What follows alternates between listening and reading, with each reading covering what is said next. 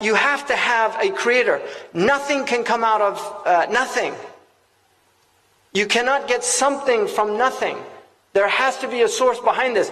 If you look now, for the first time in human history, we have scientists that are denying design. They say that it's only a trick in the mind that you have been designed, and yet we can clearly see the design of our bodies. People that say, well, you just don't understand natural selection. You don't understand the mechanisms of evolution that would enable you to reach this level of complexity without a God. Which my 15-year-old was studying biology, and his teacher was an atheist. And he came and told me that he was studying biology, and he said that his teacher said that we can explain life without God. And I said that biologists should not interfere with cosmology.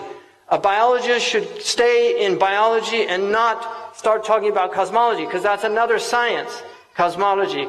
And it reminded me of the joke about the biologists that meet God, and God asked them what they're up to, and they said, well, we've gotten rid of you. And God asked the biologists, how did you get rid of me? And they said, well, we can explain how we got here without you. And he said, well, how would you do that? They said, well, first we take some cosmic dust. And God says, no, wait a second, get your own dust. Right?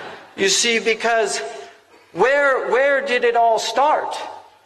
Where did we come from? Even if evolution explained how we have evolved as a species, it doesn't explain where the original material came from. Man cannot bring anything into existence from nothing. He makes organs from already existing cells. The cloning comes from already existing cells. He's now in stem cell research and doing all of these things. Everything that he makes has pre-existing materials. We cannot make anything out of nothing. It's impossible for humans to do that, because nothing comes from nothing. And this is why my own teacher said, كَذَبَ الْمُلْحِدُونَ. The atheists are liars. الْعَدْمُ لَا يُوجِدُ الْوُجُودِ. Non-existence cannot bring existence. الْفَوْضَى لَا يُكَوِّنُ النِّظَامِ.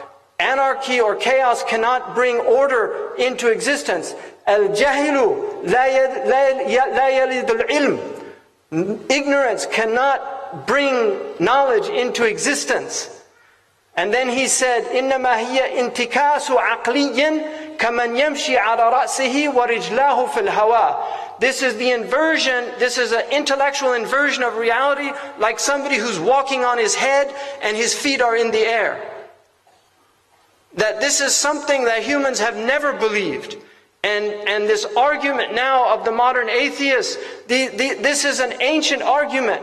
Atheists have always been around. In fact, atheists were actually more sophisticated 100 years ago than they are today. And this is the truth, because 100 years ago they were well versed in philology, like Nietzsche. They were well versed in, they were profound philosophers. Even at the time of Socrates, there were atheists.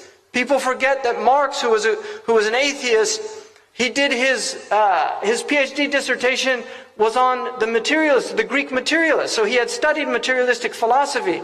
So this argument, this modern argument, is not a new argument.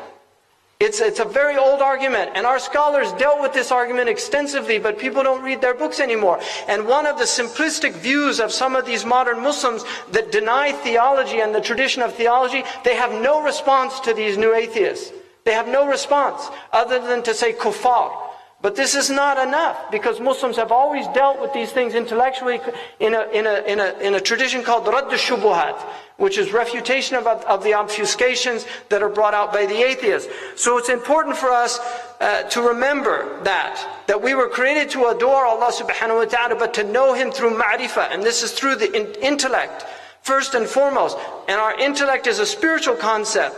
The intellect is immaterial. It's not of this world. And this is why we don't know where we go when we dream, but we know that we leave this place and we enter into another realm, because we're in a realm that's immaterial.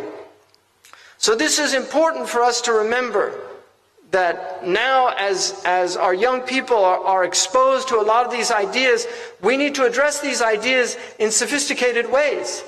If we don't have trained intellects that can address these problems metaphysically,